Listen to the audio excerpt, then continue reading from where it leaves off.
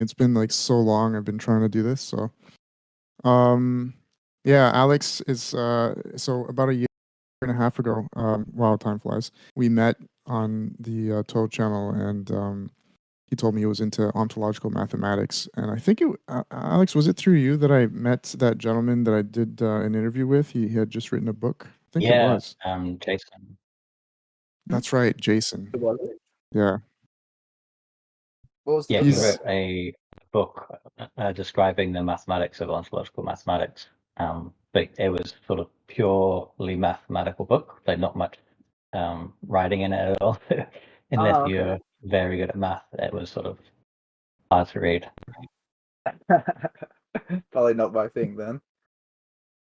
well. Yeah. So that's exactly why I like this community, because I mean, there seems to be some kind of overlap somewhere, and then people with their various backgrounds and their experiences, they like we seem to be understanding something about each other's work or ideas, but we don't have the whole piece of the puzzle. So, like some of the things I was saying registered with Jason, and of course he derives other things mathematically, and then there are some things that I was saying that he didn't understand necessarily because I just sort of stick to the metaphysics of it.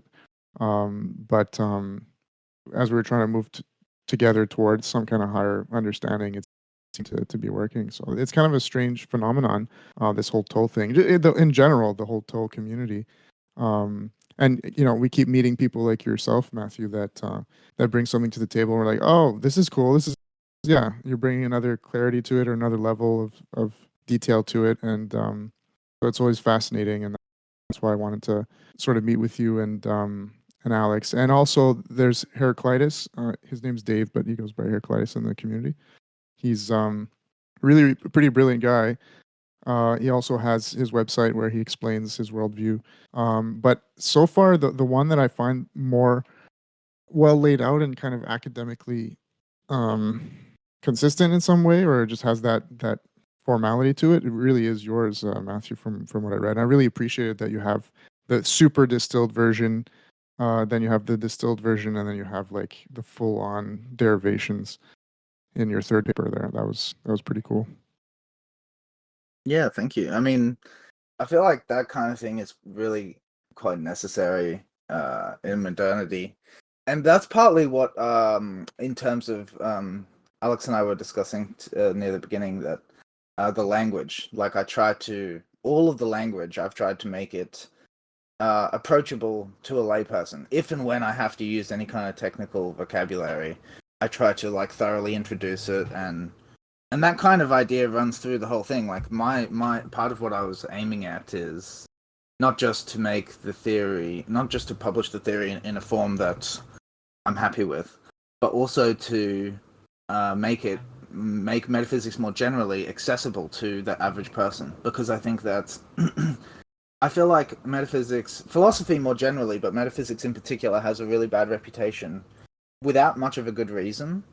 And I think a lot of the reason boils down to the fact that a lot of the most famous thinkers on the subject are famously obscure, basically.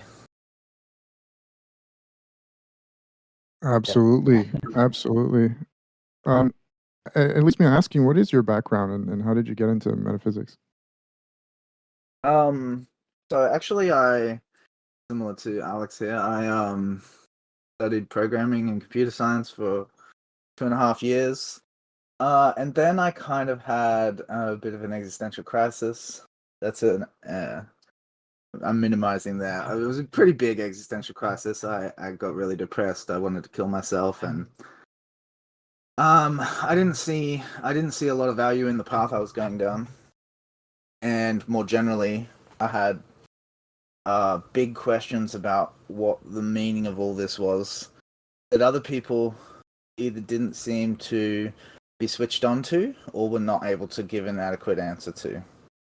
And so, really it was a roundabout, yeah, it was a very roundabout scenic route kind of thing, because I was focused on, I guess, initially focused on practical questions of like am I going to do with my life? What's the meaning of my life, I guess. But more obviously over time, because I was stuck for a while, and over time the question got broader, I guess. And I started asking specifically the question that I was very puzzled by was, I've always been an atheist. So, and that just seems to me like I guess on the weight of the evidence seems like the most reasonable attitude. But that raised a puzzle, which was like in the absence of a conscious creator, surely it would be simpler for there not to be anything at all. Like this is a very complicated world. My thought is that anything that exists kind of cries out for a reason to make it so, and the more complicated it is, the more it demands a reason. Like very complicated, intricate things don't just appear. Something has to make them be. But obviously, like in the absence of a creator, it would seem that there isn't a possible answer to that, right? So that puzzle very much perplexed me, and but in the long run, it was actually, believe it or not, part of a resolution to prove that I would be justified in killing myself, actually, because I was really set on it, and I had really good friends who would constantly tell me, this is not a good idea. This doesn't make sense. But I felt like it did make sense. But I don't like the idea that, like, I don't like the idea that, or maybe I'm just being arrogant and I'm just not seeing, right, that the way in which it doesn't make sense, I guess. So what I decided to do was I decided to do a comprehensive analysis of existence to prove that I would be justified in killing myself. It seems bizarre in retrospect, but that's what I decided to do, and that's what I tried to do, and I guess somewhere sort of 3/4 of the way through the process, I ended up coming up with answers I wasn't expecting to find, I guess. Yeah. Interesting. That's actually not as strange as you would think. That's the same thing that happened to me in some respects. At 18, 19, I had this sort of, well, I've had perpetual existential crisis and identity crisis since I was a kid, but I sort of asked myself around that age, like the infinitely regressive question, like what am I doing with my life? It starts there, and then you end up with all the metaphysical questions that eventually leads you to like the most comprehensive one, which is why is there something rather than nothing?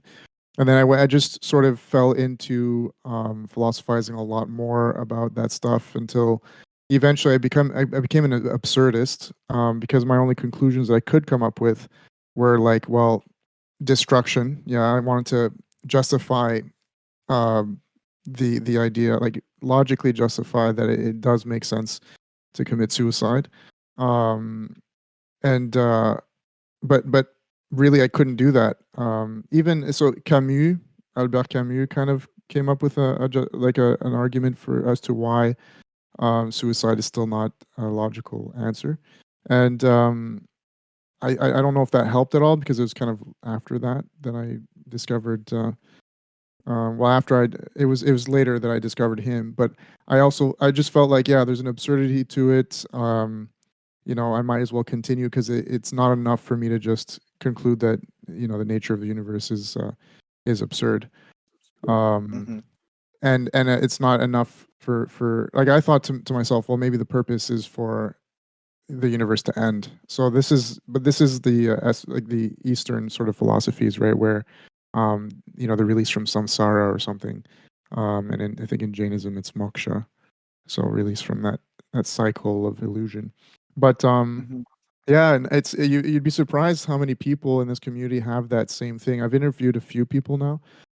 Tyler Goldstein as well. He has a kind of interesting circumstances that led him to his theories, and other people as well. So Oh, it's kind of cool.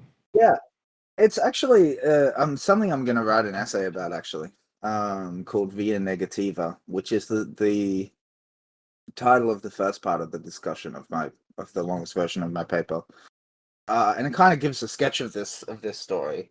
But I do think you're right. It's not in a sense strange. I mean, it's strange to experience, and seems strange in retrospect. But however, it seems also that there's some reliability actually to this scenario of like taking a rigid view.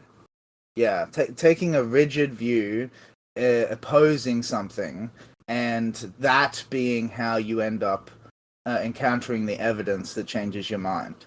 Yeah, it's like without the conviction, that initial negative conviction, you wouldn't try that hard to find the evidence. In a sense, you wouldn't There, be so sure. you're right, but I think there's a just general simpler way to explain it as well. This is where Alex would have some really good input, but I think it comes down to personality. Like for someone who's more logically inclined, it makes total sense that we'd have to think about the nature of reality in that way, and then like maybe fall into that cul-de-sac or dead end where you think to yourself, well, now all I'm stuck with is justifying whether I should commit suicide logically or not.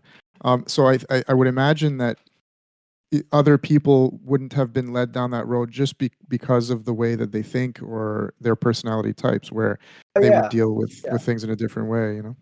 I don't just mean with respect to suicidality, though. I mean more generally as a theoretical principle or principle of investigation that I've noticed that a lot of the time, what ends up furnishing an individual with evidence in favor of some phenomenon that they think is not likely or something like that, is often actually rigidifying the stance that they already implicitly take, making it more explicit, making a conviction that then becomes the basis of like a sincere attempt to evaluate all the evidence, and then that sincere attempt to evaluate the evidence changes their mind. Yeah, well, that's what I appreciate about people like ourselves. If I'm gonna blow my own horn here, but because I think other people would just be willing to accept whatever feels good to them and then move on Mhm. and live their lives, right? Whereas, Mhm. we're so sincere that we actually have to. We've been led into creating an entire theory for ourselves. So it kind of leads me back to the initial question because I do want to get a bit more substance out of it. You said that you were a programmer, or that you are a programmer initially. I studied computer science and programming Just for 2.5 years. Yeah. I see. And so, was it this experience of falling into depression and everything, really the only source or motivation that led you to metaphysics, or was there another interest in metaphysics somehow? Well, that's the thing is, I didn't know it was metaphysics until long after. Like, I never picked up a book of philosophy until after I'd already, probably 6 months or something after I'd already fully formalized the idea. So it wasn't, I didn't even have a name for it. It was just something I was doing. And it was something I was doing because it was related to this existential dilemma. I'd started the task in relation to the existential dilemma, and then at a certain point it transformed because I started getting somewhere, and that was really exciting. And actually, it turns out I have kind of a talent for philosophy, specifically dialogue, like question and answer with someone else who's really smart. I really know how to get somewhere. I've got a thing with questions. I'm very good at finding the correct questions that in some sense, make the answer just fall out of them. Um, yeah. So, like, what it definitely wasn't any kind of like interest in that respect because I didn't even know what metaphysics was, and I certainly didn't have any interest in philosophy. It was just something I did. Yeah, I didn't understand what it was that I was doing. It was just something that I was doing. Interesting. It's Yeah. really See, interesting as well. It seems to be there's some kind of level of purity to your model, like not being influenced by a bunch of Mm-hmm. previous readings and Oh things. yeah, that's something that actually I am quite proud of, and it's a theme I've elaborated in other works. The originality thing. I really consider myself quite an original thinker, although these days I take a lot more from other people. But I really do think that there is merit in, like, keeping the tabula rasa as clean as possible. Because people have a habit, especially in philosophy, but in general, people have a habit of learning schemas for conceptually organizing phenomena and then picking the one they like the best and applying that. So when you ask them a question about say some area of metaphysics, what they'll do is they'll give you a scripted answer according to the system they learned that they like the best. Now, there's something about that that's not even thinking at all, really. You know, like Yeah. especially if you're having a conversation with someone who's got their own model, right? To sort of, I guess, parrot kind of formulas that would have been derivative from a system that someone really did once hold, like a living, breathing man once held. To me, there's something about it that's like so insincere that it's almost gross. Because it's like a real conversation in that sense isn't really possible unless the other person is able to get past that. And my experience is the more well educated someone is on philosophy, generally the harder it is to get past that compulsive tendency to frame things in terms of conceptual categories that you already know. Yeah. I mean, I've been trying to find other people that agree with that for a long time. That's what's cool about this community.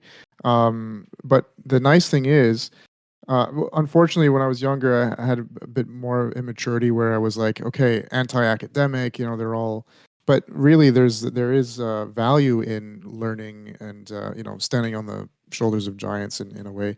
But unfortunately, yeah, you lose that tabula rasa and the benefits of that, of finding an original path and a new way that might lead to entire new fields that never previously existed, right?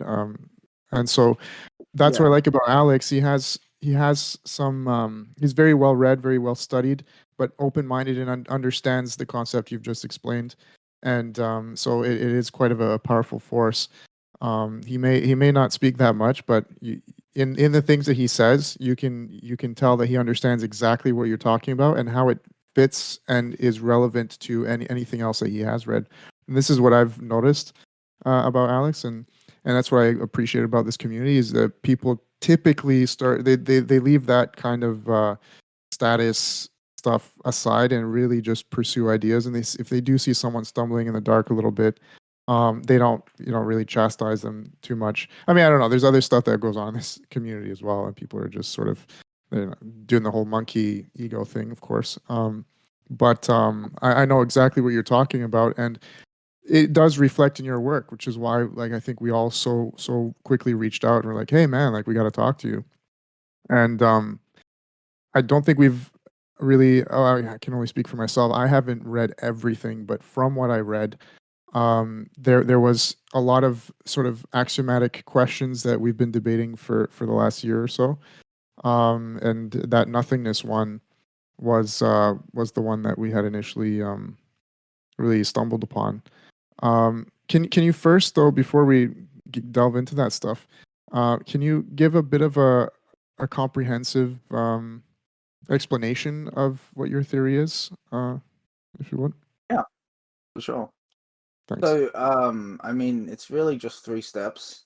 First step is the refutation of nothingness. So it's basically the idea that, like, when we're asking questions of ultimate beginnings or ultimate origins, like, there's only 2 options. Either there's something or there's nothing, right? Any other option would automatically fall into one of those categories. And when you have a true dichotomy, you get a very curious consequence, which is that if one of the options is not possible, the other one is always true. So the first step is nothingness is, by its very definition, analytically impossible. Like, for it to exist is for it to contradict itself. And if that's true, which I think is really one of the most concrete, I think that's one of the most concrete conclusions that anyone could ever come to. that nothingness is not possible. If that is true, then what that means is that existence never needed to be caused is always the case. Yeah, existence is necessary. Something specifically, something is necessary. Some ground. It gives us the outcome of a contingency argument or a transcendental argument that there has to be something non-contingent or transcendental. The second step is basically a proposal about what the nature of that something is, right? Which is obviously the name of the theory. It's data and logic, where data is non-contingent, uninterpreted information, and logic is consistent relational structure. Yeah. So that, I think, is real. There's lots of reasons to think that identification makes sense, but actually, how I initially came to it was by starting with the cogito, because that seemed to me to be not the most sure thing I could conceive of. Yeah. But however, I don't actually agree with the conclusion that, I doubt, therefore I think, therefore I am, so thus I exist. To me, because of considerations like, Descartes' demon and the Matrix, the concept I, could be totally uncoupled from the true nature of things. So really, the only thing you are justified, I think, from concluding from that is something. There has to be something that's true. There has to be something that exists in order that I can be here experiencing this, thinking, doubting specifically. Yeah, and then it's just, like I said, it's a question of what the nature of that something is. And what I tried to do was just basically ask myself what are the presuppositions without which the cogito wouldn't stand, basically, and it seems like to be as general as possible, I think, right, it's an example of some data. There's some data, right? And then obviously, thus, therefore, these are invocations of logic, right? And so then for me, it's a question of trying to spell out what are the assumptions entailed by, for instance, the use of logic, something like that. Which, in the theory, I go on to explain, like, the way I contextualize logic as a subjective system of reasoning is as a derivative consequence of the structural regularity of the world. And in some sense, it's like duh, because obviously evolution would predispose us to map the sort of the regularities that are actually there, and then that's what we would. Obviously, that would become the basis of whatever we call logic. Interesting. Yeah. So that's step 2. That's step 2. Yeah, that's what I was going to say. And then there's step 3. Yeah, step 3 is basically if you accept that the basis of existence is data and logic, so the essence of existence, what it's made of, that's then basically it goes like this. It's like if then the data is both logically possible and absolutely real, right? Non-contingent, exceptionless. There's no possible way for it to ever be false. It doesn't depend on anything else, So it's not only logically possible, but it's absolutely real. Then my thought is, relative to that, there would be data which is logically possible but not absolutely real. We might call that theoretical data. That would be all the logically possible ways things could be, basically. And this world is one of those ways. How do you prove? Because first off, how do you escape or do away with or reconcile the infinite regress there? So what is data? Would be the point here. And then data is non-contingent, uninterpreted information.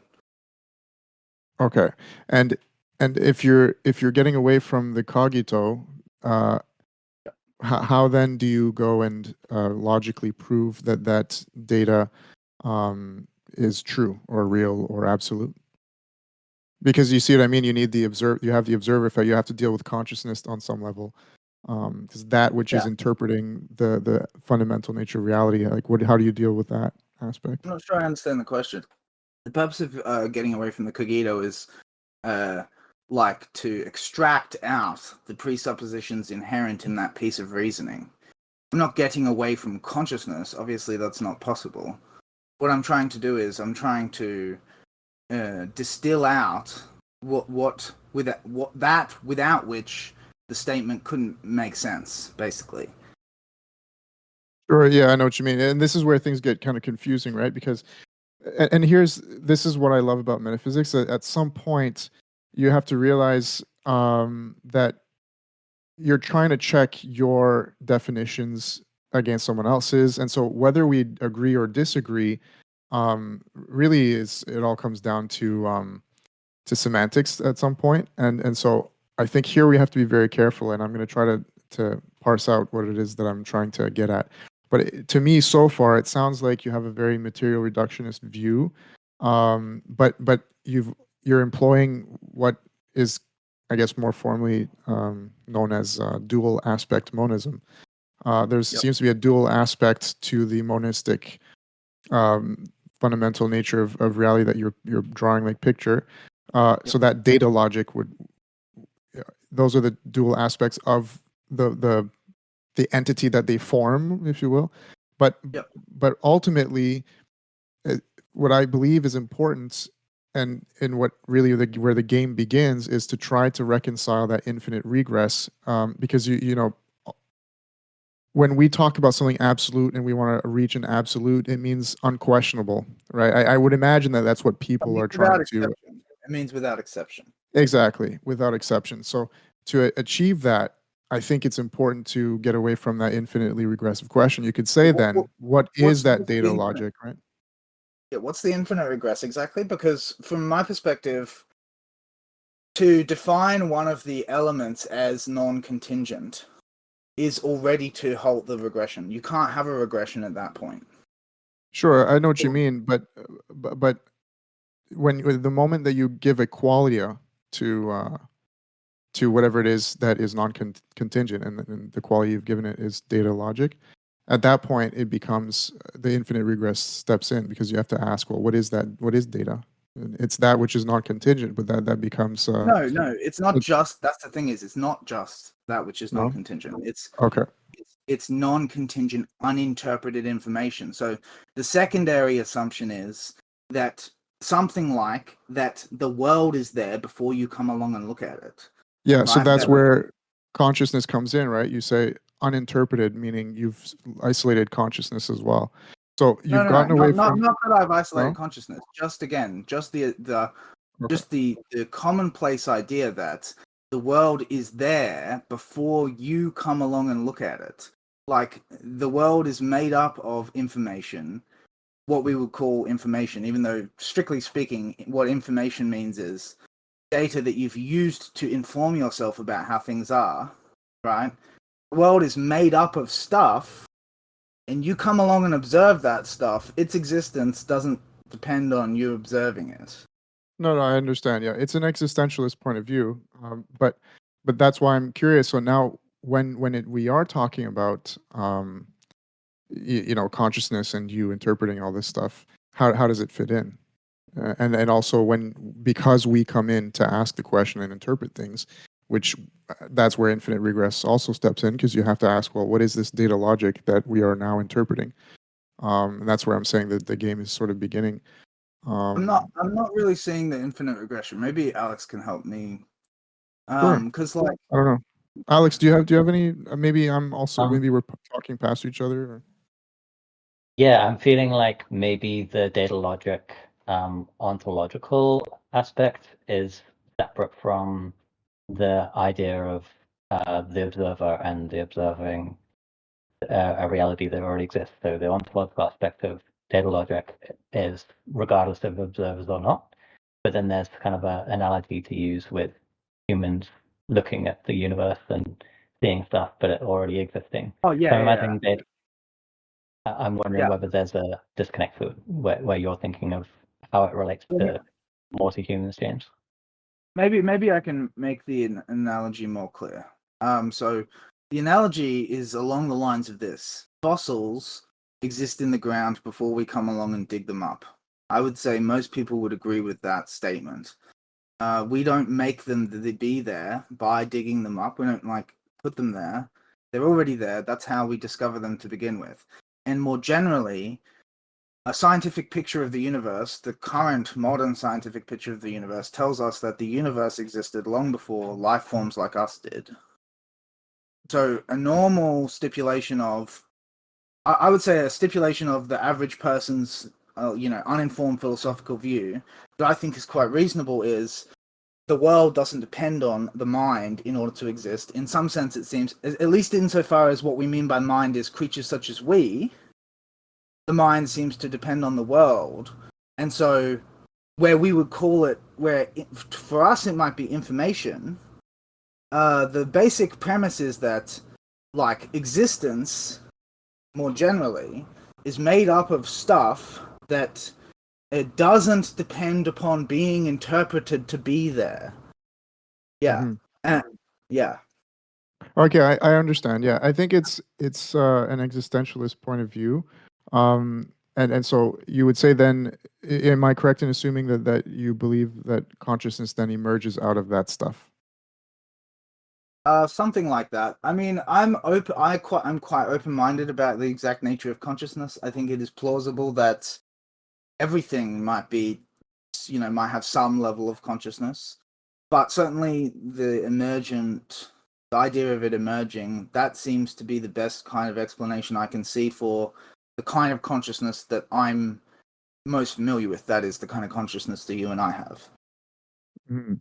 Yeah, and so that consciousness, so that has manifested in you personally, and it has led to this specific theory that views um, reality as something that is uninterpreted at base, and that it is data and logic. Uh, is so is your theory a comprehensive logical proof of that? Whereas it wouldn't depend on the consciousness interpreting it; it can stand on its own. I would think so, yeah. Okay, Yeah. interesting. And So I'll have and to more keep reading more, specifically, obviously. I wouldn't necessarily use the word logical proof. What I would say is that the explanation works whether it's interpreted by any mind or not.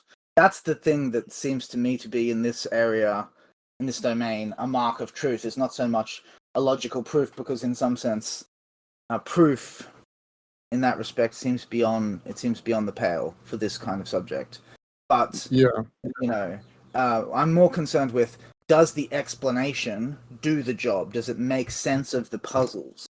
And how well does it do that? Is it simple? Does it seem intuitive? These to me are the kind of questions that we're hoping a metaphysics is going to answer. that's right. So, Matthew, this is why I'm trying to probe and test it because on its own, from what I'm seeing, it seems very. So the fact that we are around to interpret it, and that's why I think it becomes not problematic, but it's a challenge that anybody can Yeah. come around and then. So I think that on its own, if it makes a good job of making things simple and you can intuitively grasp it and it's logically it stands on its own. Um, However, this is where I come in with my own sort of ideas, really. But when it comes to the fact that we're around to discuss it Mm. and the fact that we somehow have an intuitive and perhaps it's the most a priori knowledge that we have, um, and it's very intuitive to us, which would be nothingness. So we're like your entire theory is based on refuting nothingness, but it's a paradox that emerges because you're bringing it into existence. Like if it stands on its own, right? Then why does it necessitate the idea of nothingness? Why is it Well, it contingent doesn't. on? That's the thing, is it doesn't, and this is actually where I wanted to get, because it's not Sure. contingent on it, and that actually is what I see as kind of the problem with the idea of like the phrasing I remember you using is the self-refuting nature of nothingness. Now that occasions a view, and this is actually a view that at one point I held, and it was only through like long, hard work trying to make this rigorous that it occurred to me that there was actually something wrong with the frame. But one way of thinking about it is that the impossibility of nothingness causes things to exist, right? And this, I think, is kind of a piece with the way that you were just talking about it just now, which is like a bootstrapping idea up out of it. It's it's a contingency on nothingness in its impossibility in order to like kickstart things or something like that. But actually, obviously, as you say, that's problematic. That's logically problematic. And actually, it's not that. It's that existence is eternal because nothingness is impossible. Nothingness does not play a causal role. Existence is not contingent on the impossibility of nothing. Existence is eternal because there are not any logically possible alternatives. Sure, yeah, and then that's where you get the idea that logic is fundamental. But so this is where and here's I want to be very careful. It's very understandable that that would be the point of view that you have, of course. And here's where it's going to become a bit strange because I in my worldview, I completely agree with the logic of the refutation of nothingness and everything that you've put out there, at least insofar as the distilled version. But I'm also capable of, at the same time, disagreeing, and that's where, to me, I see things in a paradoxical manner because, you know, you are still employing the notion or concept of nothingness, and whatever it means is the challenge, right? What is that nothingness, or Yeah. if it's nothing? Well, I don't So think it's problematic to employ the concept, to be clear. I don't The think it's concept, well. Hold on, I'll just finish there. So, yeah. to me, it's a challenge, but the moment that you um, invoke the idea of void or nothingness whatsoever, you are stepping into that not problem or challenge. So, to me, the question, if I could boil it down, would be, why is your theory mention it at all whatsoever? Well, because it's conceptually relevant to the problem, and it's the concept of nothing with which I'm dealing, and I'm of the firm opinion that I captured what people mean by the concept adequately. And although the concept, if like taken to a logical extreme, would, let's say, necessitate the absence of the concept, the reality is that as human beings, we're capable of sustaining such tension within our ideas. And the concept of nothingness is not so logically problematic that you cannot work with it to some degree. That's what I'm doing in the proofs. And I think most people would say that what's going on there is that I'm exposing an incompatibility between our concepts of nothingness and our concept of existence. Absolutely, and that's where so this is why I say you do a good job of showing and like delineating nothingness from existence, but but it's still a delineation that you're making, which invokes its existence, and that's where the paradox comes in. So No, it doesn't. hold This on, is the thing hold on. I I'll just find confusing ju- because just just wait, hear me out. Um, so this is something that I'm pretty much, from what I know, I don't know, I still don't know where Alex stands on this, but in this community, I'm pretty much the only one who still stands in that camp that says, because I'm not willing to say that void exists ontologically. What I'm trying to say is we can't sweep it under, like, logically delineating its self-refutation is just not sufficient to do away with it. Like, the whole reason we're talking yeah, about it is it should tell us that, hey, there's something important going on here, and it points to consciousness. Like, so you can logically isolate it, you can refute it in many ways, and I think you've done a good job, and it should be that way. And what I'm saying is there's a paraconsistent logic at play here, and of course you'll see that there's our entire fields, like Graham Priest recently was on the Toe podcast, and he deals with nothingness in many, many interesting ways. There's also fuzzy logic and other pair of consistent logics that deal with nothing. So really, the idea that you can delineate logically delineates existence from nothingness, and it's self-contained and it's consistent and has its own integrity and all that. I think it, it, it it's part of a larger picture, and that's why I have to ask you, like, where so far I think not that you've failed, but that there's still more to be said about your theory is, what is to be said about consciousness, and consciousness is the um the thing that makes everything so challenging because we're the ones who are interpreting everything, and you can say that we're interpreting it by just erroneously, which is another way of delineating nothingness, and then separating it from everything or doing away with it logically, but yet it's still so intuitive and it's still such an a priori thing. Like if you think behind, you think about before your consciousness, before your birth, there seems to be something there, and of course there are many explanations that can do away with that as well. But ultimately, is consciousness creating the concept of nothingness in order to justify or give Okay. some kind of differentiation to existence, or give existence at least its qualities, or you know what I mean? I mean, so I want to respond to that, and then I have something else I want to say in response as well. From my perspective, how I would trace the concept of nothingness, even in its like metaphysical, primal, essential form, is for me. It begins in it's a normal cognitive process of abstraction. We begin with relative absence, namely something that exists and not only exists, but we know is present somewhere, but is not here and now. So something is missing, something is absent. With respect to that thing, nothing is there. Okay, and then we have a normal cognitive operation, which is abstraction, namely to ask, okay, well, what about the concept of things not being there? Right, that's one step in the abstraction, things not being there. We would call that the concept of absence, the concept of nothingness. Or Right? relative absence. Well, no, It relative just absence. Relative absence is relative to a specific actual thing.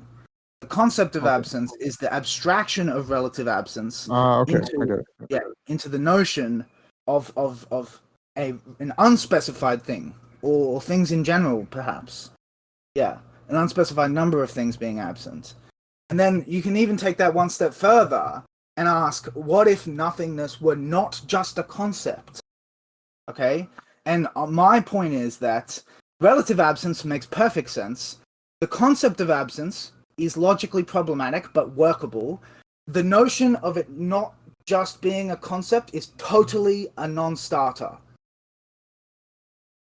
Sure. And like, Yeah, absolutely. But a non so to me, the idea of something being a non-starter actually gives the quality of absoluteness to me.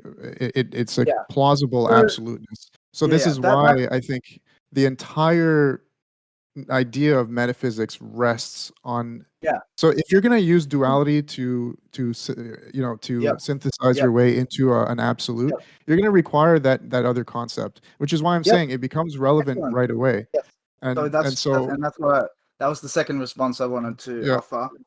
So I did actually link this essay in the TOE Discord. It's called Masculine Metaphysics. But what my focus is in this essay is to try to do justice to the point of view that does take nothingness as the ground. And so I'd like to read like my attempt to steel man that idea. Would you like to hear mhm. it? Sure, yeah. Yeah. So this is basically what I've done in the essay is sort of laid out a framework, and then eventually I articulate, the masculine DM theorem, which is that's just what we've been talking about this whole time. Because what I mean by masculine is presence-based metaphysics, things being there, isness stuff, presence-based. And the feminine metaphysic is emptiness, creative emptiness idea, right? Anyway, here it is. The feminine DM theorem equals Nothingness is the ground of being. It is self-contradictory, and this results in an inner tension that renders it unstable. That instability has the curious consequence of generating a superposition of all possibilities, any one of which might crystallize, but none of which is truly real. Thus, it is the contradictory nature of nothingness which generates the creative tension that catalyzes the momentary manifestation of a phenomenal world, a world of seeming and appearing to be, a world furnished through quote-unquote concrete objects, which therefore belies its quote-unquote essence as something which is essentially lacking in such a thing. Thus, if there's no rules, anything can happen. Simply put, if there's nothing, then there's no rules, and if there's no rules, then there's nothing to prevent the manifestation of anything which might have been or might yet be. Okay, so to me, that sounds a lot like nothingness is extremely relevant, but there's a superposition there. And so let me ask you another question, would be so we don't go down the rabbit hole too much. When you say that nothingness in that absolute manner is the most nonsensical thing, by that, do you mean that it is the most illogical thing? Therefore, it does not exist. I mean that it's logically impossible. That's It's what I mean. logically impossible. Okay, great. So this is what I'm saying is but by the framework of logic, it is impossible, right? The law of the excluded middle demands it. And yet, with antinomy, we see that the impossible is rendered possible. And not only just conceptually, it seems that we've been able to observe that, within nature as well. So this is why I'm thinking like there's no that we have to be very, very careful not to fall into, I would say, one, that very easy emotional ego thing to try to defend our camps, but two, to be very careful to beyond that, once we've mastered that ability to stay rational about it, to come together and try to make sure that we are very consistent with our definitions of things. I think people far too often overlook this basic step, which is the most crucial, which is to define things very clearly, very well. And I think so far you've done some good job of elaborating more on these words that we're using. Like it is necessary to parse out conceptual nothingness from relative nothingness from this Just third to be clear, absolute nothingness. Yeah. in the full paper, not only do I do that, I walk the reader through that systematically, but there's also a glossary where I give a clear, as clear as I can, definition of every term I use. And also there's a section in between the introduction and the 3 steps, which is obviously missing in the distilled version, which goes over some of those key terms and articulates part of the conceptual framework that I'm employing. I'd have to. So again, this is why we may have jumped the gun to just have the conversation without us reading the rest of your stuff. But I think that there's something important here because this is where we all get bogged down. We're actually getting down to the crux of things, I think, in this community where we're really, really, and maybe I'm just playing that part, which is, I'm just picking up the slack in that manner of saying, well, no, we're dealing with nothingness. Like, I'll play devil's advocate on it. Because really, when we start to talk about what it means, now when we're trying to derive meaning out of these things, that's when we all seem to synchronize. Like when we get down to the logic of it, and we're discussing the analytical, like the analytic aspect of it, the semantics, it's very easy to get bogged down in complexity and argumentation but then as soon as we move up from there and try to extract meaning, we're like, wow, yeah, that we're on the same page. So that's what I'm trying to map out. That's what I'm trying to understand. And so what I think would be necessary is for us to come together at some point, and we're actually going to do it step by step in the most sequential manner possible, where we're really saying, okay, let's lay out all the words, all the terms. Like I actually have that in my notes right here for this interview. I prepared a little bit. Like we could define what we mean by truth, what we mean by data, what we mean by logic, what we mean by existence, all of this stuff.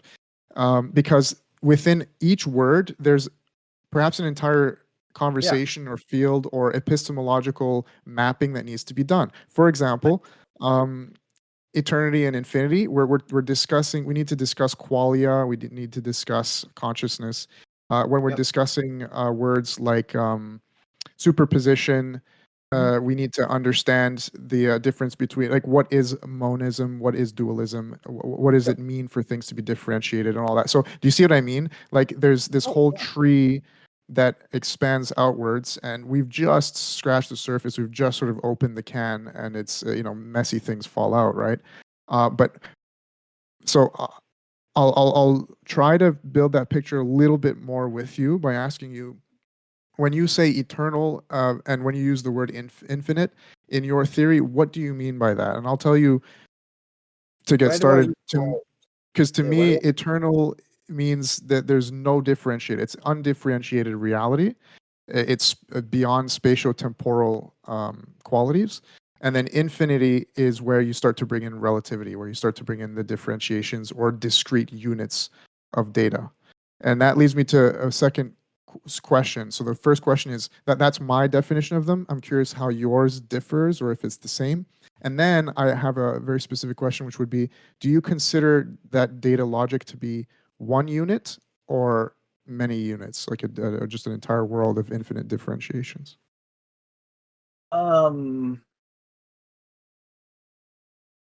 It's two and one and many at the same time. Yeah, As okay. for so for me, eternity definitely doesn't mean undifferentiated. It means beyond time. It means such that it couldn't fail to be the case. That's what eternal means to me. Something eternal couldn't fail to be true ever, in any So situation, under any circumstances, no matter what. absoluteness, absolute non-contingency. Yeah, but specifically with respect to like what eternal has the sense of relating to time. So it means beyond time, basically. But what is that? So what is beyond time? Well, I would say like the multiverse, for example, which for me is an aspect of data logic. More data, more logic. Yeah, an aspect of data logic. I don't use the Okay. term infinity in my theory. I don't like the term infinity. I think it's Okay. confusing. If I were to talk about uh what that number phenomenon that people mean by infinity, I refer to that as endless sets. So there's endless sets, and there's various sizes of these endless sets. Okay. I think that's And more precise. how do you view this data logic, if that's the absolute fundamental aspect of reality in your theory? Is it like one discrete unit, or is it a collection of infinite units in a way? It is Is it binary or non-binary? it's one and two at the same time. It Okay. is two aspects that are inextricably bound together into Right. one thing.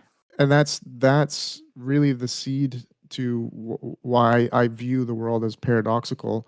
There seems to be an antinomy at play that Yep. prevents us from either selecting a material reductionist point of view or a transcendental point of view.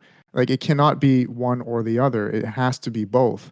And so to me, the only way to speak in absolute terms would be to see the superposition of the two. That would be the most, like, cleanest, logically cleanest way to say it. Because the moment that we start to say, well, yeah, it's one and two, then you have to start to parse Like out that we're, that's the or thing you know what I is, mean? in terms of like theoretical talk, I mean, I'm happy to abide by that, but the reality is that when we get to any practical philosophical matter, both of us are going to just be talking about one side of that equation. So, and that's the thing is, But because that's of what I want that, to get away from. Sorry, Matthew, that's where I have to disagree. Just an interject real quick. I'm trying to get away from that. Like you just said, I'm trying to get away from having to speak from one side of the aisle or the other. That's well, why I guess what I mean is, paradoxism is. I Yeah, guess what I mean, I was referring to what you said about deriving meaning. It just is the case that a nothingness-based view doesn't let you make sense very well. That's just the reality of it. Like, absolutely. Yeah. okay, so if what we're interested in doing philosophically is making sense, then as soon as we get into anything substantial, both of us are just going to ignore the half of the equation that is related to nothingness, because that, for the most part, is just going to generate nonsense. Okay, so this is where this is beautiful. Okay, so if your goal is to make sense, that's great. I think I would agree with you. But my goal, and I believe what a lot of other people's goal might be, and this is where we might have this problem. People don't even realize that, hey, we're just not even pursuing the same goal here, so it's kind of useless. But to me, is to try to prove or reach some kind of absolute understanding or comprehensive boiling down or essential quintessential idea or understanding of reality, that you can grasp.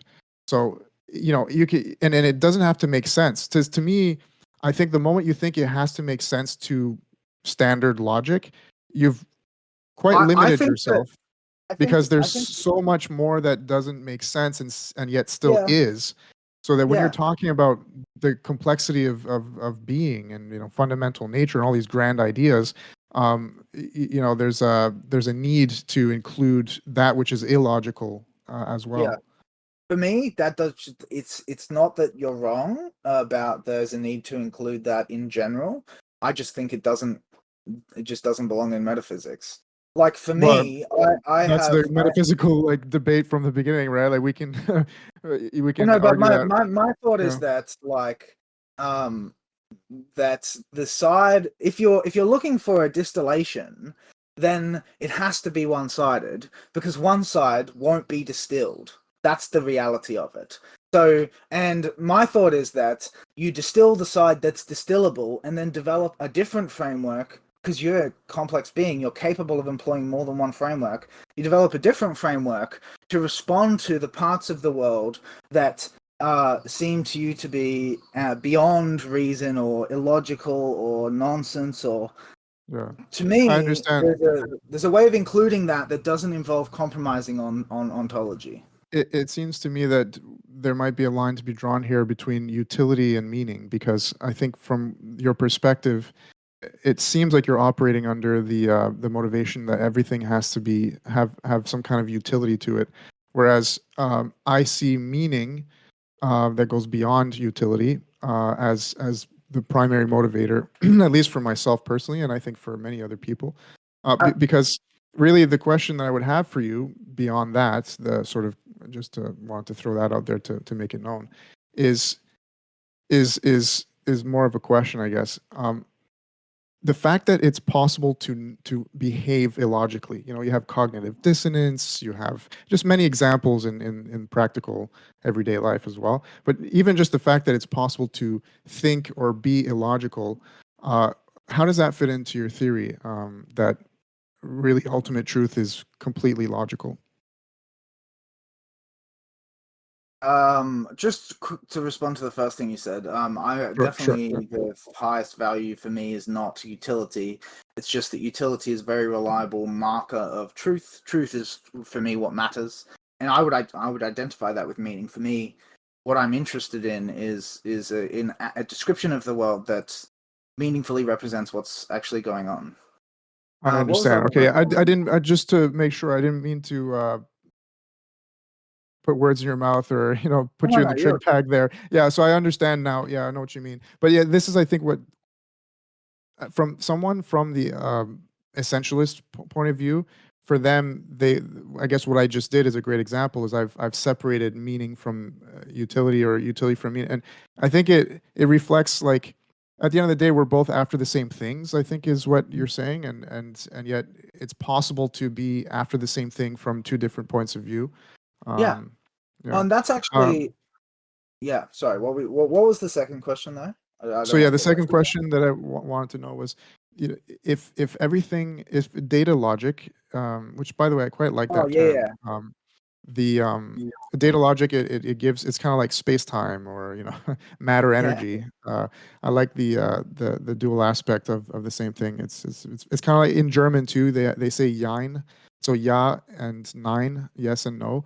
So you can really marry the two, and I'm very fond of that as a dual aspect monist. But anyway, okay. So my question is, if really data logic is the absolute cleanest fundamental truth that we can arrive at conclusively, where does everything that is illogical fit in?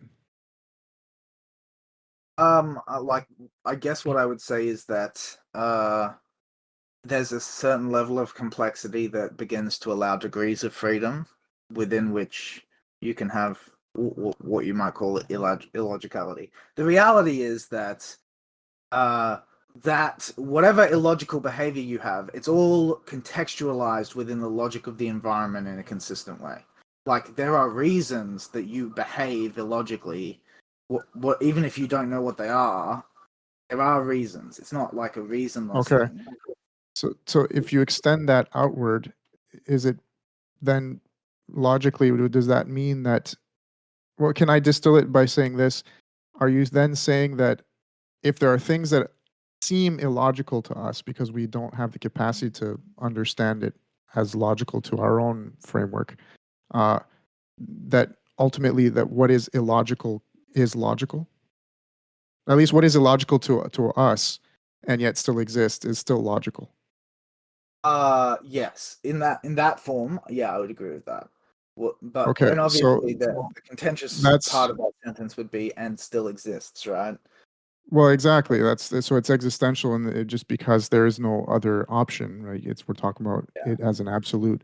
So this is why I say, well, if we can think about or conceptualize the most nonsensical thing according to your theory, which is nothingness as an absolute, Oh yeah, then but okay, isn't but that apply in the okay, sense that it's yeah. illogical and yet is possible?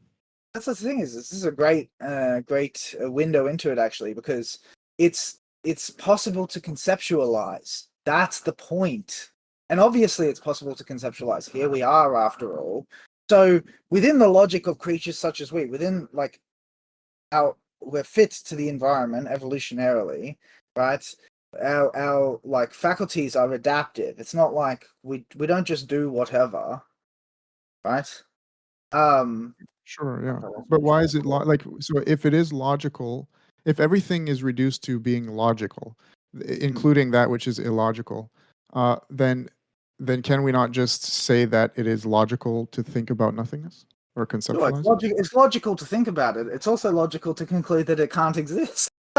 Sure, yeah, both. That's what I'm saying. Like both are But possible, and what I'm saying is that doesn't give us a it gives commitment to us an the axis of existence. truth, right? It gives It us doesn't know what I'm degrees of saying. truth, or not truth, Okay, sorry, yes, of it freedom, tells like us you said, yeah. something.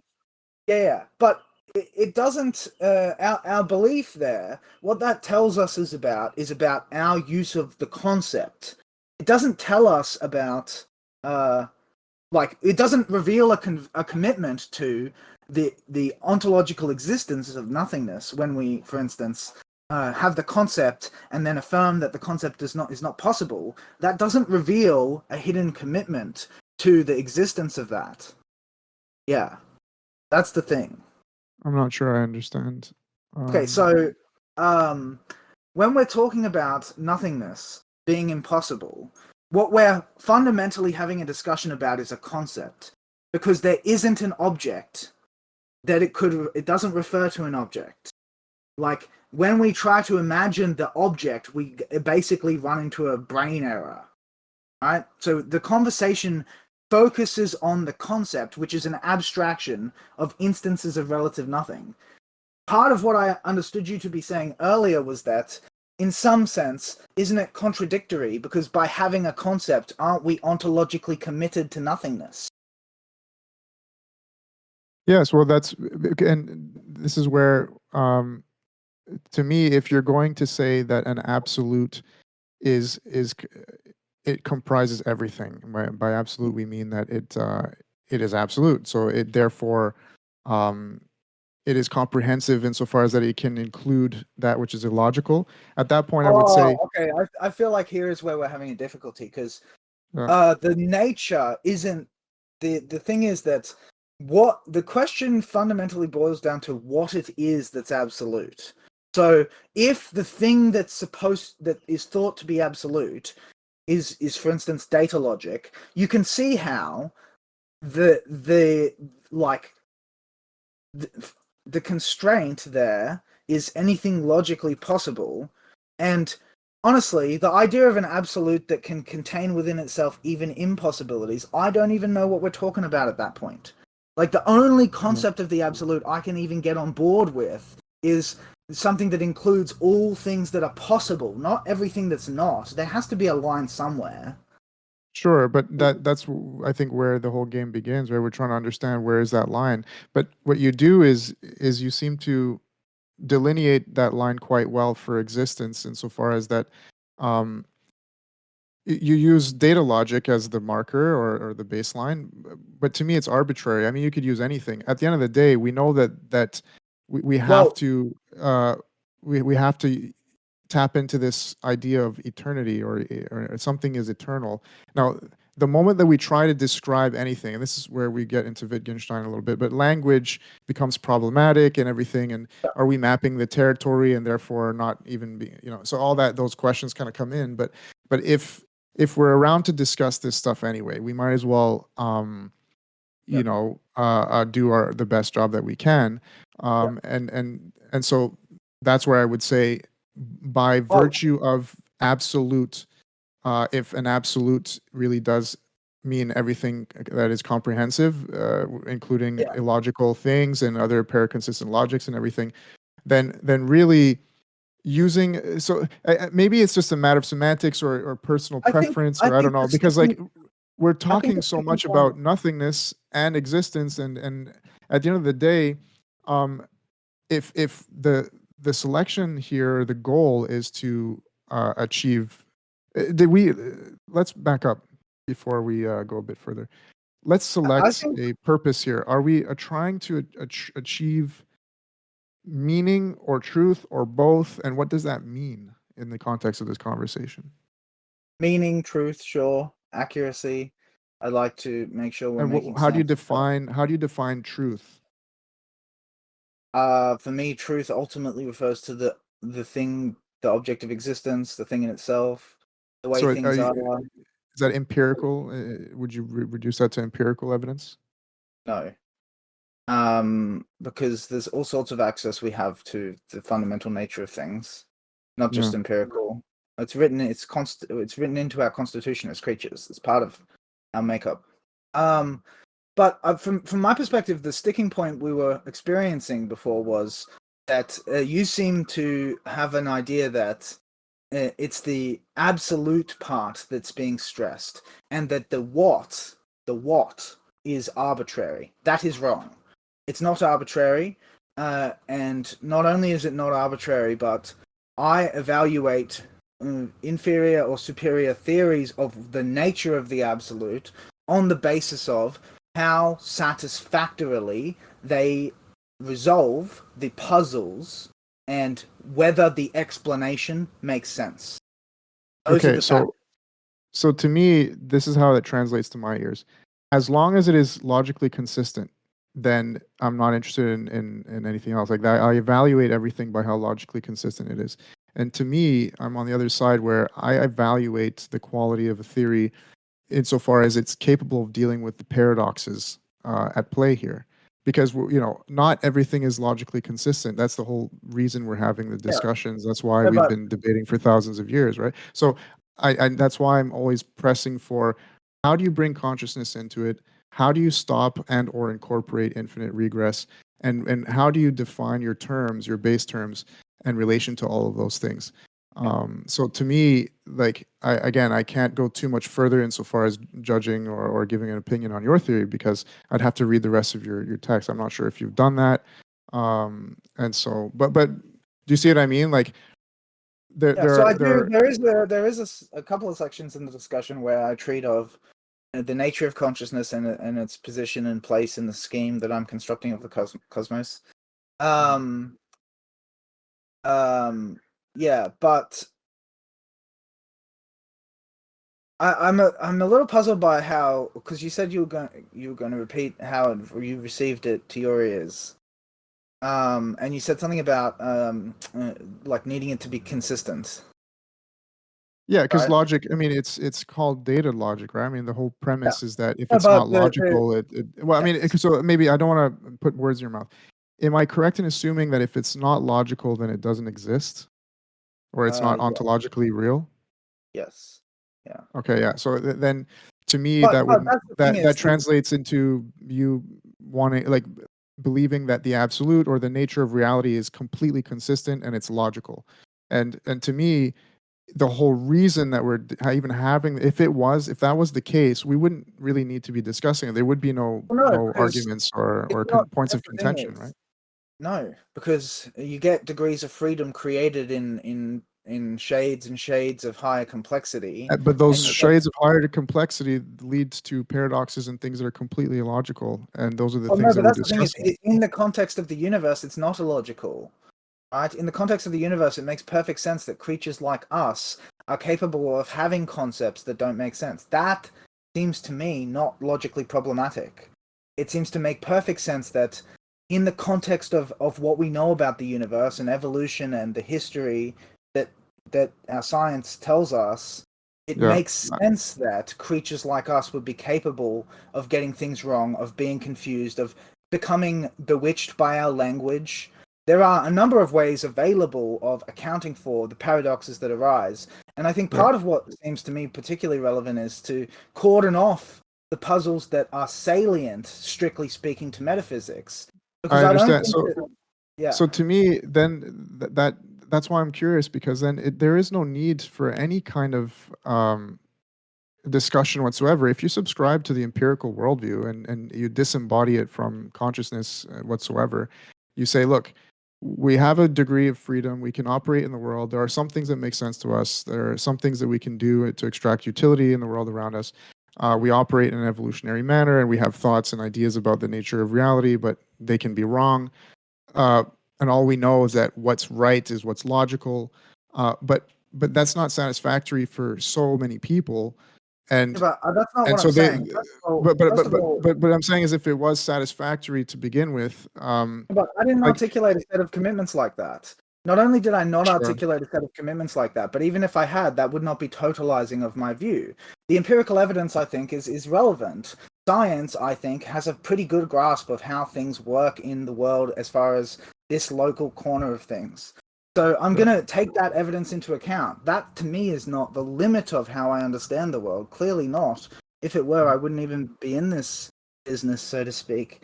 But my point, though, is just that when I'm evaluating, like what you called arbitrary, that is what precisely someone says the absolute is, I'm evaluating it against all the evidence and seeing how well it matches up in general, how well it harmonizes, how many of the relevant puzzles it solves, and whether it leaves the other puzzles open as they should be. sure, yeah. But the reason I don't buy into that specifically is because we know the very sciences that we use that tell us that we would be trusting here is telling us that we don't see the world at all as it is, and that there's a whole other sphere or dimension to reality that we have yet to understand. And the only way that we can probe the nature of reality, as insofar as we have the tools to do it, is our consciousness, is the ability to Yep. rationalize. So this is why I'm saying, if that's the case, and we're just now starting to have empirical tools that allow us to probe a bit further and to prove, hey, look, yeah, there's more to the world than just what's logical, i.e., quantum physics, was sort of opening that door, then it No. seems that it makes no sense to me to cut the legs out from under us immediately and just sweep under the rug this idea that void is not relevant or nonsensical, because it is. I mean, that's the whole. We're trying to observe ourselves. Like, to me, the science of metaphysics is really just using. So, like, I agree with science and I agree with the scientific method to an extreme, and I'm more dedicated in a way than I think the scientific community is, because that which is observing we have to observe, and that's just consciousness. So that science has been around since we've begun, meditation, since we've become sort of conscious beings, which is why, like, ontological mathematics to me is quite interesting, because you are bringing in what is considered esoteric still, but that shouldn't mean false or illogical or nonsensical. I think we do need to leave that breathing room and that open-mindedness to allow ourselves the greater chance to arrive at, perhaps, yes, a logical sort of Kolmogorov complexity tool That's that the thing can is, help us compress everything into one, logical thing. I mean, my- so this is why I'm saying I share so much motivation with you to make things logical, but it turns out, what I think it turns out is that we need a supra-logical framework to well, enable us to do it. yeah. See, this is the thing is, from my perspective, with the framework that I outline in DM theory is not at odds with the idea, with an open-ended or an open-minded attitude about the exact nature of consciousness, or and in Oh, but I general, wasn't saying. So Matthew, just so you know, I wasn't trying to imply that at all. I was just trying to bring that into to contextualize everything, because in that greater context, I do believe that what you've done, like work, makes sense and it works. It's just that it's not the whole picture. I mean, it but has open ends that, like you said, and it allows for greater degrees of freedom. And I'm trying to investigate those degrees of freedom. Is all I'm trying to say. Yeah. okay, I mean, I agree with you, but my thought uh, is that if that investigation doesn't lead out of metaphysics proper, it certainly, in my mind, leads away from ontology proper. How Like, do you I define think, metaphysics and ontology? well, metaphysics is the study of first principles. So the reason I would leave it open as to not necessarily leading out of metaphysics proper is maybe consciousness is part of the fundamental substance of everything. I don't know. Could be. Yeah. But certainly it seems clear to me that on the force of the explanation that is in DM theory, like my thought is that considerations like parsimony just make the notion of consciousness as being necessary, like for things to exist, like yeah, parsimony just, I think, levels the field in that respect. There isn't Yeah. a. But so you see, like, when you say, so I agree. I mean, I think that people see metaphysics in different ways. If you really just boil it down to the fact that it's about first principles, you know, the challenge is to try to understand that dual aspect monism. I mean, is it one thing? Is it two things? Is it both at the same time? And if it is both at the same time, then what does that mean? And that's where things become complicated. But to me, if the fact, or the moment that you subscribe that there are dual aspects to one fundamental nature, you're automatically taking on or accepting the fact that everything is paradoxical, at least to human consciousness. And so that therefore means that we have to deal with nothingness in some fashion, or think about it in some way, shape, or form. And yeah, you can come to the conclusion that it's nonsensical, which I agree, under the framework of classic logic, of binary logic, it makes absolute sense, and you've done like a great job of that. But so that we don't start running in circles too much, I guess we can move forward from that, because Well, I think we've done a good job yeah, of sort of seeing where we both stand, and to be a bit more productive, I would have to say, like, what do you view the do you view some kind of aspect of your theory as being an antinomy? Because you said it's both one and two things at the same time. So I'm really trying to use just basic language here, just to keep yeah. things a little bit less abstract. No, there isn't anything in the theory that is an antinomy. No, but Okay. but I think that the nature of the theory, like you said, is open in principle to the idea of the other way of seeing things. That's the nature of any dual aspect monism, I think, is that it has to include both halves of a coin. Of every coin, that's kind of the Yeah. nature of it. That's actually that's the theme of the essay I linked, the masculine metaphysics essay, is about me, like, basically working through and elaborating my awareness of like that not only that there's another way of seeing things, but that other way of seeing things is in its own way quite adaptive, makes Yeah. sense, like is functional, right? So But Mhm. could I say then Yeah. that your theory includes nothingness, but concludes that it is nonsensical, and that Yes. ultimately, if you, what is true is simply what is logical based on the syllogisms that you've laid out that goes to prove that. Yes. That's a Okay, fair I understand. characteristic. So yeah, this is why I thought like, okay, it stands alone. It's very clean. It has its own strength and integrity. But I'd have to say, just as we're starting to wrap up here a little bit, that we'd have to go further. First off, before we go further, I really should read the rest of your stuff. But that so far, I feel Oh, it hasn't been clarified too much. yeah. Well, what I would say the points of contention would remain is how you include consciousness, how you deal with the infinitely regressive thing, and also like yeah, what about the nature of paradoxes?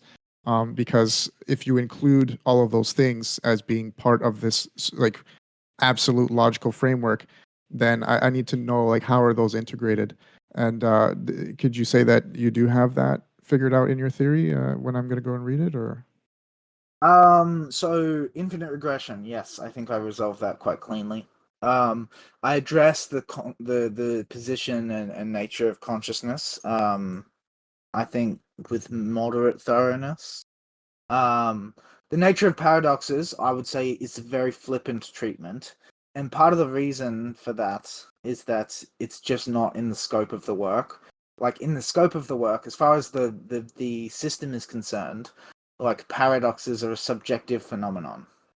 Now, I'm not firm on that in general because again, I'm a human being. I'm capable of using multiple systems, but for the scope of the work, I think it seems to me to be correct.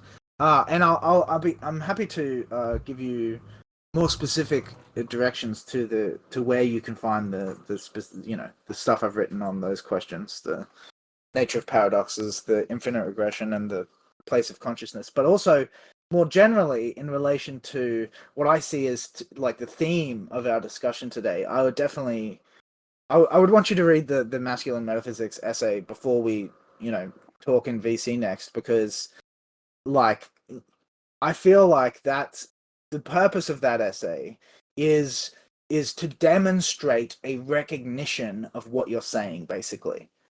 Because what would be in some sense, it's a waste of time because I just think the masculine version just is the correct one. But the point of the essay is that I acknowledge that part of what the nature of the model countenances is that there's another side of the coin, another way of seeing things, a way that actually takes the opposite attitude and affirms nothingness and makes sense of things that way. And so the purpose of the essay is basically not only to sort of encapsulate and articulate that need to encapsulate both sides, but also, like I said, to basically give as best as I can a steelman to show that I have given it some serious thought. I'm not just flippantly deciding. I no, just I think that. understand, yeah.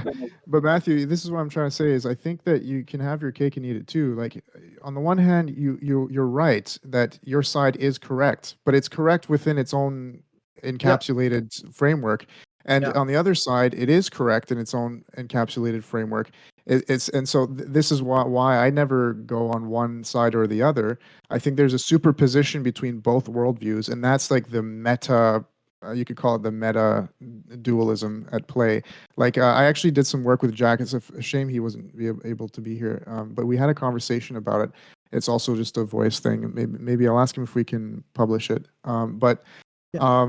we were discussing the relationship between um, monism and dualism and how we can conceptualize it in a manner that really helps us understand how these two worldviews can be accepted, let's say. Because I do think it's possible for you to think that your side is correct. Like what you're saying right now sounds to me like you're saying both sides exists. They're both possible. My side is correct. Um, and to me, I would say, like, if anybody off the No, street I were to guess hear that, they would say, okay, that means that the other side is not correct and at the end of has the no day, basis for truth. But really, yeah, it seems that there's a basis for truth for both. Like, if the yeah, ultimate goal is to be correct, then again, that's changing the okay. object of or the nature of the conversation. Are we trying to be correct, or are we trying to achieve truth? So to me, you have to understand that I think that people who are existentialists, which is how I would categorize you if you would be comfortable with that, is that it's I don't want to lose my train of thought here. Ah, yes. So that if you're an existentialist, you'll be satisfied with what is correct. And what is correct really all Is what I comes would down say. to empiricism and logic. But if truth goes beyond what is correct and logical and empirical evidence, and it's about meaning, then you necessarily have to. That's where I would categorize essentialists, or people who are into transcendentalism in any way, or more spiritual, or however you want to look at it. And that ultimately, what can lead to that meaning is to be as correct as possible in the existentialist side, and that ultimately you realize that absolute truth is not something that can be said or captivated in any kind of idea or symbol, but it is something to be experienced. And that's really what we're trying to do here, is to try to understand, well, how is it that we can describe that very thing that I just described, that's the case, that human beings are somehow trying to come up with some logical ladder on the existential side to allow us to lead us as close as we can get But to the yeah, experience of truth, right? why don't I try and recontextualize it like this? Sure. There's both sides. Both sides exist, and both of them are correct. But I find the presence-based approach more philosophically adequate, and I prefer it. For utility, or for what? For truth, for logic? For Adequate for what? philosophical purposes in general, for making sense, say. For making sense. Okay. Yeah, so that would be for logic. Not necessarily just logic, because I include in making sense explanations and justifications and Yeah. So I think I'm starting to understand the vicious circle we fall under. Like, the moment that you include anything that goes beyond the logical framework by which your theory functions, to include that which is illogical, then it starts to kind of like take on water. The boat takes on yep, water, and then yes, we start to see the transmutation of the two sides of the coin there. But you're trying to maintain the integrity of yes, the side that and you've specifically, chosen. Yeah. yeah, and specifically, and I was saying this to Alex before we started recording, but um, I actually am conscious of the fact that they're definitely in relation to the metaphysics and the ontological model that I developed. There was a rigidifying, a closing down that I've since got past, but it was another area of study that, for me, is associated with this opening up, this acknowledgement that existence is beyond the power of words to define. This idea of ultimately, in terms of an embodied attitude, uh, really countenancing the fact that the world is far stranger than you can possibly imagine, that it is all sides of every coin all at once, and that what it is, in fact, to perceive or conceive of the world at all is already to do violence to its immeasurable nature. So that all of that kind of awareness and the flexibility and openness associated with that, for me, is part of my study of synchronicity. And I just it just makes sense to me to keep, like you said, to keep the ontological model separate in that sense, so that it can't take on water. And if I keep that separate, then I always know that I have something that, if I get into tricky territory, I know I can come back to something that makes sense, that I can use to reorient myself. Yeah. I get exactly what you mean. See, like, I don't know if you saw, I made a video for the Pace One contest near the beginning of this. Well, I mean, he's been around for 2 years or so, but he did Kurt Jamungle hosted this sort of competition where we'd present our theories and so on. Anyway, in it I present my sort of equation that I come up with to try to I don't know, give a snapshot. It's kind of like your droplet Yeah. thing. So to really just give a snapshot overview, and in it, so the equation goes in infinity. So the infinite loop equals the antinomy. So that's in brackets of existence plus the aletheia, which is the consciousness having that paradoxical experience of thinking about nothingness and existence at the same time. So that antinomy. So within that equation, I put a plus the aletheia in parallel with, so I guess in modal logic, I think it is, or it might just be formal logic. There's an expression, an expressive term, which is in parallel with, um, and it's in parallel with x. And I don't even say nothingness. I say that x represents um, an unknown variable. So x is an unknown variable representing void. So it says nothing as to its quality. It says nothing as to its absoluteness. It's just the unknown Clever. variable. And so that to me is the same. It sounds a lot like I was doing the same thing as you are in that Yeah. same manner of trying to keep the integrity of that truth Yeah. along, but And trying actually, to, yeah, yeah, that's actually really clever. The idea of having a variable that says nothing. That's clever. yeah, Like not it's exhibiting information. That's smart. That's the exactly way. like but I think that I haven't done a good enough job to explicate the side of the equation that talks about the logical framework of things and why things have an integrity of their own, which is why it was very exciting to see your work. But I kind of want to start to wind down and maybe ask Yeah, Alex to give a bit of an yeah, overview for of what sure. he's thought so far. And I got to Absolutely. express too, man, I think I've really done my best to try to put you through your paces, put the feet to the fire, but also remain honest in how I argue. And I think we've both been genuine and authentic and Yeah, really did a good job with expressing definitely. things. So I'm And really happy I really enjoyed to it see as that. well. It was a really great conversation. Yeah, I mean, man, like you fit right in. Like it's so cool. Alex, are you still there? Yeah. Do you have any Um, thoughts? You've been the silent partner there for a while. loud noises. No.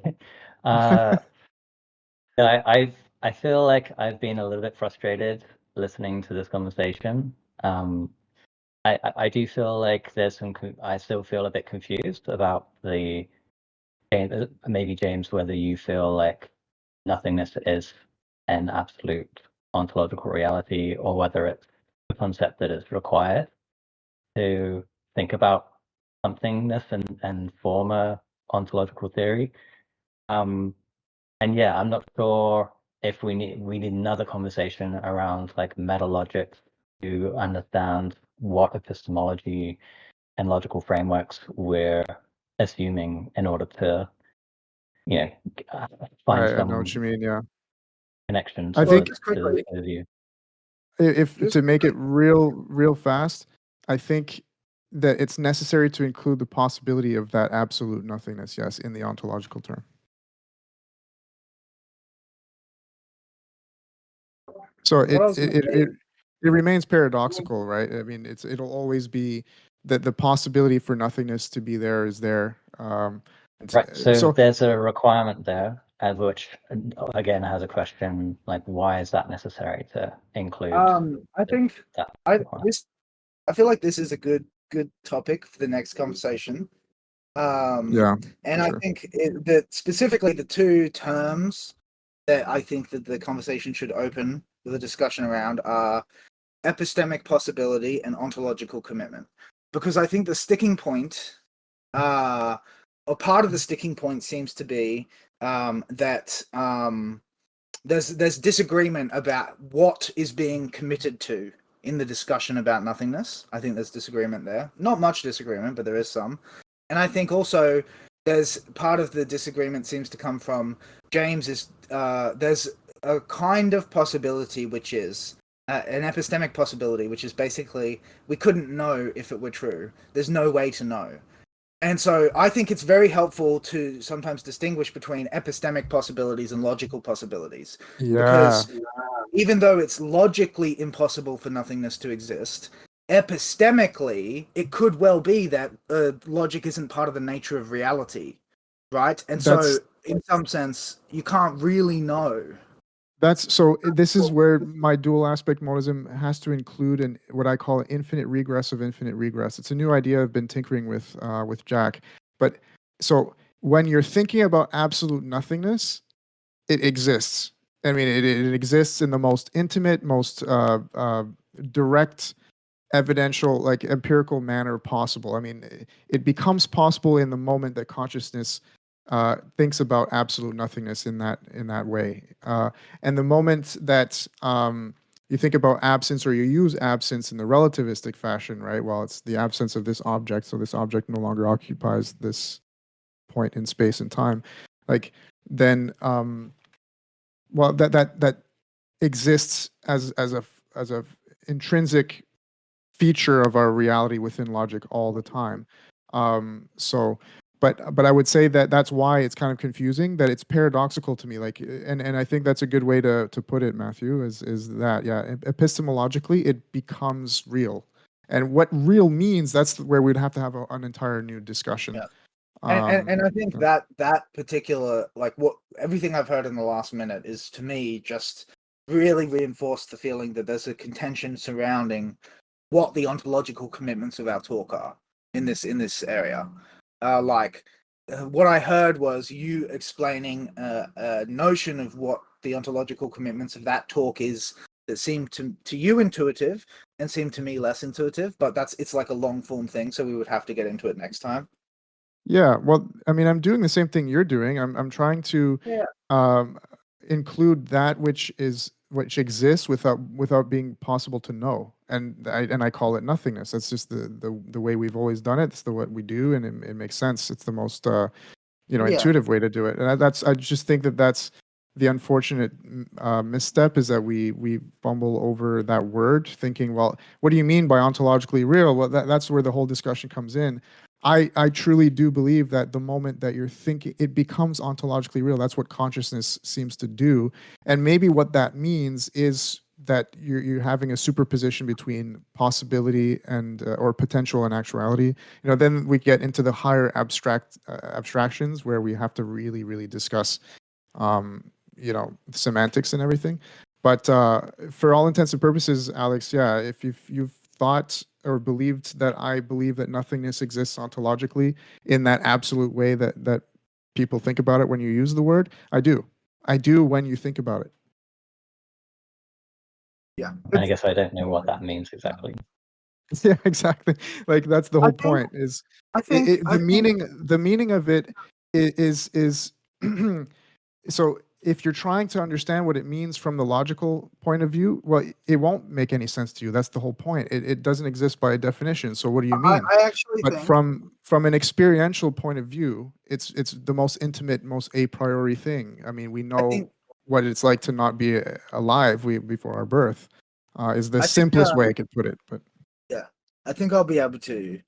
I think I'll be able to help resolve this next time we talk. Like, it's not the kind of thing that you can. If we continue now, I think we'll probably just be talking past each other. But yeah. like, I've heard a number of clues that I think will make it easy to open up the conversation and get into it next time. Sure, absolutely, yeah. Sounds good. But Alex, so I want to make sure that you're satisfied, and if you have any comments or anything, like, I'm willing to just sit there and shut up for as long as you want to have a bit of a nightcap over everything that's been said. I'm also just interested in what you thought of the discussion as a whole, like, more than, I guess, whether James's treatment of nothingness was satisfactory intellectually for you. I mean, I'm much more in Matthew's camp in terms of where I sit and like, I like a priori necessary first principles, and I don't see nothingness as an existent absolute entity, and I don't see the necessity of it being so, or at least understand James's position enough to take it on as my own. And maybe that's just, again, like I prefer where I'm at than James's position. In terms of discussion as a whole, I would love to find a way to structure the discussion a bit more, because I often felt like Matthew was sort of partway through saying something and James would cut him off a little bit.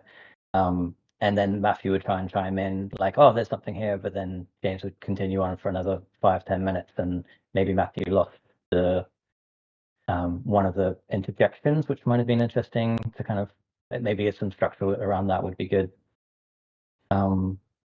Yeah, and I guess there's one of the questions I had for you, James, is sometimes you use nothingness and void kind of interchangeably, and when you start talking about kind of materialism missing this whole other aspect, and sometimes you usually refer to that as void, and I kind of see Matthew's data as equivalent to void, in the sense of it being kind of unactualized potential of sorts, but not the same as nothingness.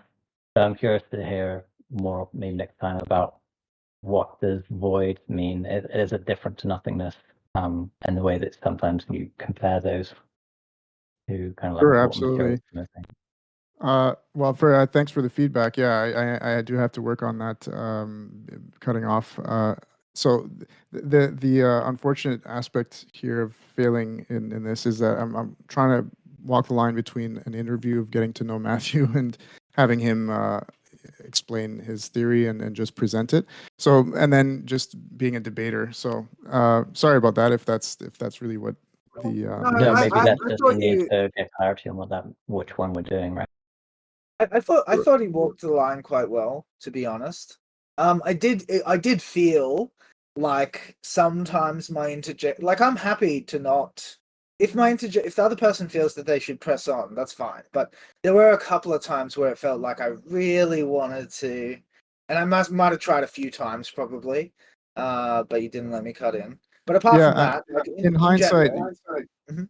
you're right. I think in hindsight, there are some parts. So there's a reason that I interject. It's not to be rude. It's not to. Oh yeah. Is that some of these things are so abstract, and I need to nip it in the bud to make sure that it's almost impossible to explain the entire context of what I'm about to say in real time, so that when you bring up a certain thing, I try to correct the course of it. So that's really just perhaps a failure of intellectual Well, that's prowess the on my thing is, part. But what I would yeah, say is that we're both doing that. That's the thing. And we're both doing sure. that. And like unless there's like I guess a little bit more of a give and take there, we end up wasting time, Yeah, basically. well, as long as you felt that, you know, it is a mixture of things. Perhaps Alex was right that it should have been better defined from the beginning. Is this an interview where we're really just trying to have you present your ideas in a clear, intelligible fashion, Yeah. or am I trying to debate my own point of view? But at the end of the day, I can tell you this: my intention is always to move together toward a higher truth. It's not making me uh, correct or sound better or anything like that. No, I yeah, of hope you course. felt that. Yeah. Yeah, I did, yeah, for sure. That's great. And yeah, insofar as discussing this sort of meta conversation around nothingness and void, yeah, that'll require another conversation on its own when we have the time. But I'm going to try to first read a lot of or the rest of your theory, Matthew, and then I'm going to do my best to put down on paper what Alex, if you want to send me your questions more precisely in written form, I'll come up with an explanation of what I'm trying to express in a clearer way. But at the end of the day, if the intent is to uh, disprove or try to make me logically understand how what I'm saying doesn't make sense, just let me know, so that if that's because I'm willing to be open minded to be like, hey, where am I failing in the logic of this?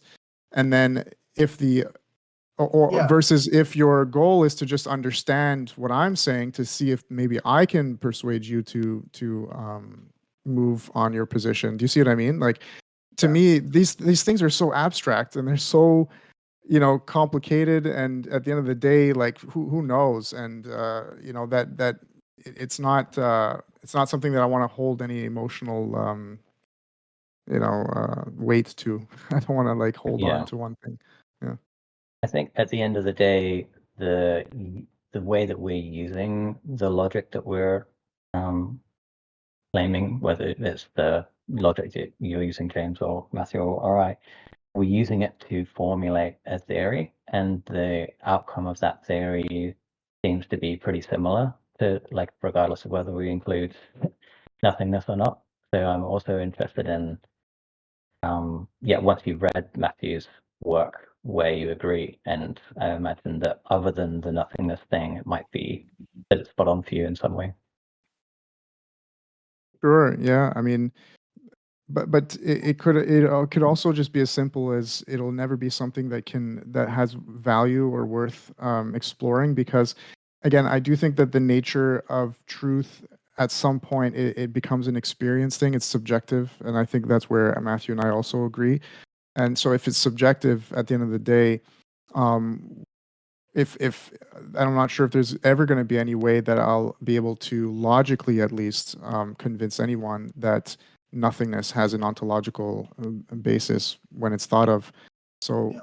it could just be I don't know. You see, like, we've had this discussion before in that very first TOE conference that we did, and I'm not sure if they're that maybe we'll have to decide that. So maybe we could do that over text, and maybe we could read essays on it back and forth that we give to each other. But I'm not sure there will be that much more value in it. But what is your goal in that, Alex? Is it that you want to perhaps see if there's a possibility to convince me to come off of that idea, or that perhaps you might be convinced? No, neither of those. It's more how do they eventuate in an ontological theory, and curious to see. I don't know if I've seen your systems, James, kind of move more toward, like, from Matthew's theory and from ontological mathematics, it kind of outlines how the first principles are necessary. First principles lead to a reality. And I guess I'm curious to know your version of that. Maybe that exists already. You guys haven't read it or Yeah. heard it just yet. Well, my first principle is really just superposition. So there's a superposition between the ontological reality we experience with the conscious, all the possibilities that consciousness can have, like experience, that seems separate from and or the same as or whatever. That's the point, right? The mystery of it. So that's why nothingness is it's included in there, but yeah, we're gonna have to have another discussion for it for sure. And Yeah, I Yeah. mean, maybe we could do it in like a week or something, because I would be keen to do it again soon, for sure. yeah, strike while the And iron's hot, kind of thing. Yeah, even though I Yeah. feel like I'm more of a perceiver in these talks, No, guess I think next time it'll be more interactive, because I feel like there's material for creating a bridge. Because it sounds to me like, I mean, and this is just prima facie, but it sounds to me like I do think in terms of in relation to some of the stuff about what kind of commitments our talk about these things is giving us in relation to nothingness. It sounds to me that James might. It seems wrong to me. I don't know. Maybe I don't quite understand, but it seems wrong. But then there's also a part of it that seems like I do know what he's saying, and it is legitimate. And it seems like, Alex, you're not quite grasping like the epistemic possibility part. You didn't seem to necessarily I guess appreciate that part of it, that part where it actually kind of does make sense a little bit, I guess. Yeah, I didn't land in that same spot that you did, unfortunately. I'd like to, though, if I can. Yeah. No, I think there's lots of I think with those clues, it should be easy actually to open it back up. Well, yeah, Matthew, you did a brilliant job of that when you said, look, we have to realize that there's a difference between the epistemological and ontological framework or frame of which we can approach this. So I think we should just go with the epistemological thing next time, because that's really all I'm trying to do is observe why is it in my consciousness that nothingness exists as a concept, and what does it mean for that to be real? I mean, it's real insofar as it's a concept, but what does that say ontologically? Exactly. And that's where consciousness comes in, and we're trying to observe that, right? Yeah, and that's a discussion about ontological commitments. And I think we can get into that. It'll probably be, a substantial discussion, but I'm looking forward to it.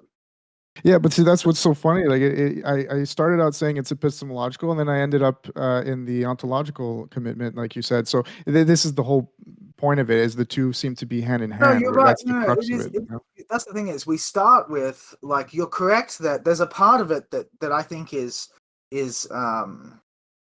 like rock hard, rock solid, rock hard. My God, rock solid. Like there's the part of it that is like it makes sense to think that things that seem impossible, logically impossible to you, could still be true. It could even be, like I said, it could even be that logic is not constitutive of the nature of reality. If that were true, we would have no way of knowing. That's the point, right? That's the salient Yeah, point in epistemic possibility. But completely like, agree with that. and that's the thing is, and then it's a discussion about, okay, so what we're dealing with, like this epistemological experience, and then it's a question about what does this mean about what's real, right? Which is that turns into a discussion about ontological commitments. Absolutely, and there I wouldn't have that much more to say. I mean, I'd have to think about it some more about what it means in the world in a practical manner. Um, but man, like I love how you are contextualizing everything, and I think this has been super productive. Again, I want to apologize. I think Alex was right to some degree. I've maybe overstepped the boundaries and interrupted too much, but it was definitely out of passion and out of love for it. It wasn't Yeah. in any negative way. Hopefully, you didn't feel that. But I'll try to do my best next time to be a bit more of a polite interlocutor. I'm looking forward to it, man. This was great fun. I love conversations like this. They really turn my brain on, fill it with electricity, charge it up. I don't know. There's some figure of speech there, but I don't know what it is. Make you rock hard Thank with you. it. Switch me on. I don't know, bro. Let's just stop there. All right. Yeah, it's getting late for me, so I'll let you Aussies go and enjoy your day. All Thanks, right, James. thanks, and All right. look Thanks, forward to Matthew. next time. Yeah, Thanks, take care. guys. Take care. Bye. Yep. All right. Bye.